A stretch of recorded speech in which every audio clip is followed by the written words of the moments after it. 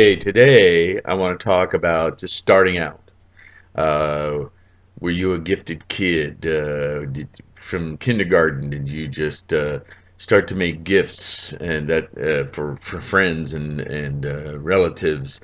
Um, are you a good drawer or a painter or a paper mache artist or whatever? There's all kinds of ways you can go with that. So starting out.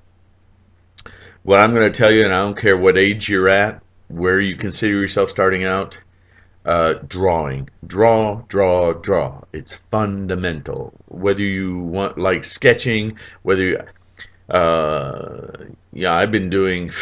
My mom has stories before I can remember all the way to the crib about me creating work. We won't don't need to get into that. I'm just saying that you never know when it's going to dawn on you that, man, I'm good at this and I really want to do this.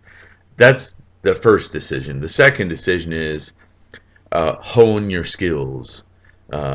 Use school. School, see, I grew up in a different culture in Canada, and there was a real thirst for learning and an appreciation for knowledge that when we moved to Southern California, not so much.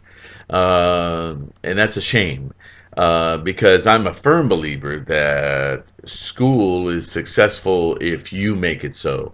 Uh, you can get whatever you want out of school, whether it's elementary school, high school, advanced, college, university, whatever. Um, you can do a lot of self-teaching. So I'm not one of those proponents that says that you must get a degree in art in order for you to be an artist. I think what school does provide, if you can stick with it or get into it or have the financial welfare to get into it, is immediately being around. It makes it easy to find peers. And because it's easier to find peers, not necessarily doing exactly what you do, but in the sphere, in the world that you're in, you start to create your own. I'm going to use a word from Paul Klein, and I've got him in my featured channels on YouTube. So look at those. They're good resources. Paul spends a lot of time talking about how to be a successful artist. Um, and he uses a couple of concepts that I'm going to borrow. I like his use of the word village. The art world is full of many villages. And tied into that thought is that success is different for all of us. It's no different for artists than it is for anyone else, except that artists are working and on as artists 24/7. Uh, Unlike a job which has set hours, and then when you're done with those, you can be somebody else. An artist is always the same, working. Um, and if success for you is having your design on all the shopping bags in the grocery stores across America, that's great. If success for you is changing the world, that's great. Money isn't the only target. Uh, we live in a very money-driven culture, so it's helpful. But there are other ways to live, and that doesn't necessarily mean success for you. So back to basics. Draw. I was a draftsman in junior high and college in high school. Architectural drafting, mechanical drafting. You don't know where your drawing skills will come from, but wherever you look, and this is important. So what I'm saying is, it's not necessarily art or art classes or art school. It is learning fundamental concepts of perspective, how to make a line, the weight of a line, how that works. Take a drawing class, take them online. Gosh, online is a huge resource.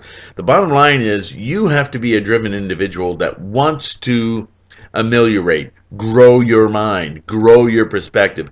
Art is about seeing and ways of seeing, and you're not going to achieve that trademark or that skill unless you challenge yourself and you're constantly looking. I see way too many young artists in their teens and their 20s walking around like, I'm a master. I know it all. I figured it out. Well, guess what? Tomorrow there's always somebody better than you, first of all, and that's who you should be associating with, or online or in person, because they will help motivate you. But it'll only motivate you if you're a self-motivated person. So check yourself. See where you're at with this. If you're self-motivated and you don't mind learning every day, if you don't mind somebody calling you on your assumptions and forcing you to look at them and go, you know what? That's something new I can integrate or change my thinking with. If you can't do that, you're going to be seriously limited in life, let alone as an artist, especially as an artist.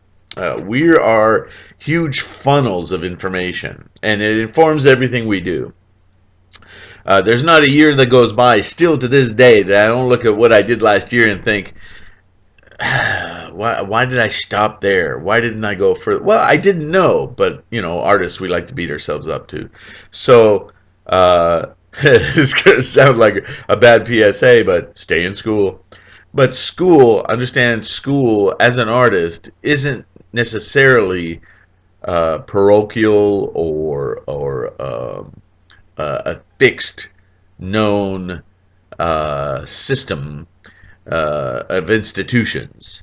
School really happens in you, in your head, and the world is very much your teacher. But don't discount what you can get from classes, from other people, online. Certainly in the institutions, there is lots of value to that. What they're going to do is save you tons of time, years of self-discovery. Like Paul would say, don't reinvent the wheel. A lot of people have been there. Ask them. They're not going to be your specific solution, but they're going to give you ideas on where you should be looking, how you should be checking yourself. That's what being an artist is constantly evolving your perception of yourself, your skills, and then because of that, you will see the world around you differently, and it will inform everything you do. So that's the starting out talk. We'll go on from there. In the next video, I'm going to talk about a lot of different aspects of what kind of artist am I? What kind of artist should I be? What do I want to be? Is there any, it's kind of tied to your version of success, but there's a lot more to it. So I'll see you next time. Thanks.